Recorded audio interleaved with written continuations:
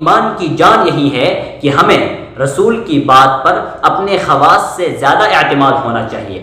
اگر ہم یہی ایمان کی اصل ہے، کیونکہ اور اس میں اللہ اور اس کے رسول پر اعتماد کرنا ہے، کیونکہ دیکھ کر تو ہر شخص مان لیتا ہے۔ تو اصل بات یہ ہے کہ جو چیزیں ہمارے عقل میں نہیں آتی، ہم سے چھپی ہوئی ہیں، ہم اس کو صرف اور صرف اسی لیے مان رہے ہیں کیونکہ نبی کریم صلی اللہ علیہ وسلم نے ہمیں بتایا ہے، اور یہ نبی کریم صلی اللہ علیہ وسلم پر اعتماد ہے، اور یہ اس بات کی دلیل ہے کہ اس کے دل میں نبی کریم صلی اللہ علیہ وسلم کی اطاعت موجود کہ اگر کوئی شخص موت کے وقت فرشتوں کو دیکھ لے یا سورج کو مغرب سے نکلتا ہوا دیکھ لے، اس وقت اس کا ایمان ہرگز قابل قبول نہیں ہوتا۔ کیونکہ اس کو انبیاء کی خبروں پر اعتماد نہیں ہوا، کیونکہ آدمی احمدہ ونصلی علی رسولہ الکریم، اما بعد فاعوذ باللہ من الشیطان الرجیم، بسم اللہ الرحمن الرحیم۔ سامعین محترم، اللہ تبارک و تعالی نے سورہ بقرہ کے شروع میں متقین کی 5 صفات ذکر کی، اور ان صفاتوں میں ایک صفت یہ ذکر کی کہ یؤمنون بالغیب، وہ لوگ جو غیب پر یقین رکھتے ہیں۔ غیب سے مراد بن دیکھی چیزیں، یعنی ایسی چیزیں جن کو انہوں نے دیکھا نہیں پھر بھی اس پر ایمان لاتے ہیں۔ جیسے مثال کے طور پر ہم نے اللہ تبارک و تعالیٰ کو نہیں دیکھا، اللہ تبارک و تعالیٰ پر ہمارا ایمان ہے۔ فرشتوں کو ہم نے نہیں دیکھا، فرشتوں پر ہمارا ایمان ہے۔ جناب محمد رسول اللہ صلی اللہ علیہ وسلم کو ہم نے نہیں دیکھا، ہمارا ایمان ہے۔ اور پچھلے انبیاء کرام کو ہم نے نہیں دیکھا، ہمارا ایمان ہے۔ اور جنت اور جہنم کو ہم نے نہیں دیکھا، ہمارا ایمان ہے۔ بن دیکھی چیزوں، یعنی یہ چیزیں ہم نے دیکھی نہیں ہیں، ہمارا ایمان ہے۔ یعنی ایسے لوگ جو بن دیکھی چیزوں پر ایمان لاتے ہیں۔ اب بن دیکھی چیزوں پر، غیب کی چیزوں پر ایمان لانا کیوں ضروری ہے؟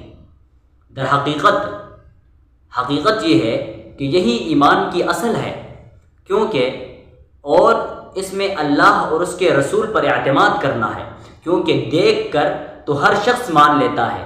تو اصل بات یہ ہے کہ جو چیزیں ہمارے عقل میں نہیں آتی، ہم سے چھپی ہوئی ہیں، ہم اس کو صرف اور صرف اسی لیے مان رہے ہیں کیونکہ نبی کریم صلی اللہ علیہ وسلم نے ہمیں بتایا ہے، اور یہ نبی کریم صلی اللہ علیہ وسلم پر اعتماد ہے، اور یہ اس بات کی دلیل ہے کہ اس کے دل میں نبی کریم صلی اللہ علیہ وسلم کی اطاعت موجود ہے۔ کیونکہ اگر کوئی شخص موت کے وقت فرشتوں کو دیکھ لے یا سورج کو مغرب سے نکلتا ہوا دیکھ لے، اس وقت اس کا ایمان ہرگز قابل قبول نہیں ہوتا۔